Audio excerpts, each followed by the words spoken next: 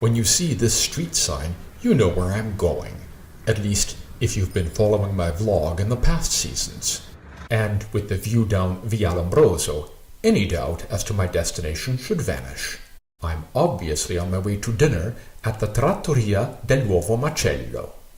Paola and Romina both asked me as soon as they saw me where I had been in September. In Australia, as you know.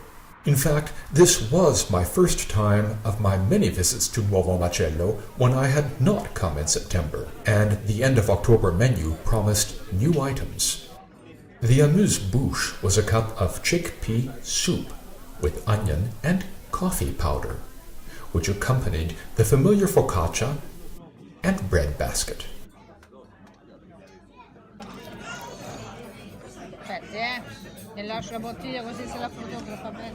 Romina poured me a glass of Lugana, which I needed little time to think about ordering.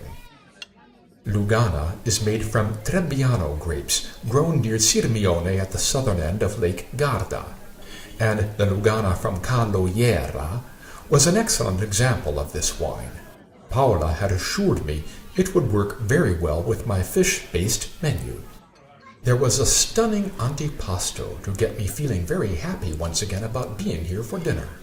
A salad of misortini on a walnut sauce, with bits of green apple, cauliflower, red onion, and pomegranate to add crunch, contrast, and color. Paola said I was one of the very few guests, meaning Milanese diners, who knew what misoltini were. If you want your memory refreshed, there's more information on misoltini in my episodes 30, 58, 78, and 81. This take was not what you'd find around Lake Como, but Chef Giovanni Traversone's version was yet more proof of his ability to revisit traditional ingredients in excitingly creative ways. On 5 of my last 7 dinners at Nuovo Macello, I'd had a risotto as my primo. Traversone proves his endless imagination year after year with consistently convincing new risotto ideas. Check out episodes 45, 71, and 92 for the last 3 risottos I'd eaten there.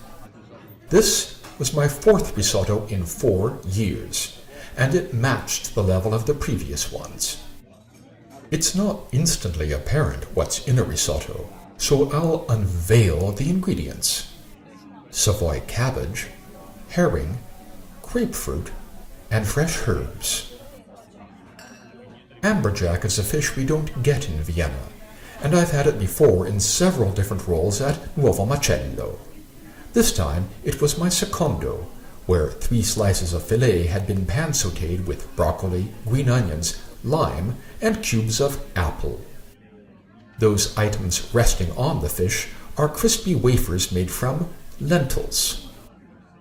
Just what I needed, and in the right portion size.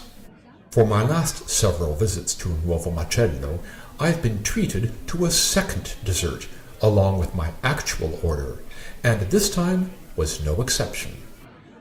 The extra dessert was toroncino ghiacciato, that is, frozen nougat, with hazelnuts and rosemary, all blended into a coffee cremoso. This creation was dedicated to Georges Cogny, the famous French-born chef who worked for many years in the city and province of Piacenza, and under whom Giovanni Traversone trained, along with many other famous Italian chefs, perhaps most famously Massimo Bottura of the Osteria Francescana in Modena. What can I say? The toroncino was wonderful. The actual dessert was another cremoso, in this case chocolate. Or rather, chocolate mixed with saffron. And if you think that sounds strange, let me tell you that it was an eye-opening combination.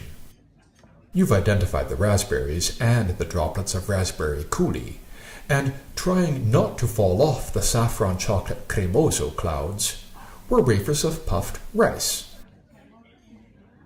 For me, coming to Nuovo Macello is a bit like visiting friends who I don't get to see often enough.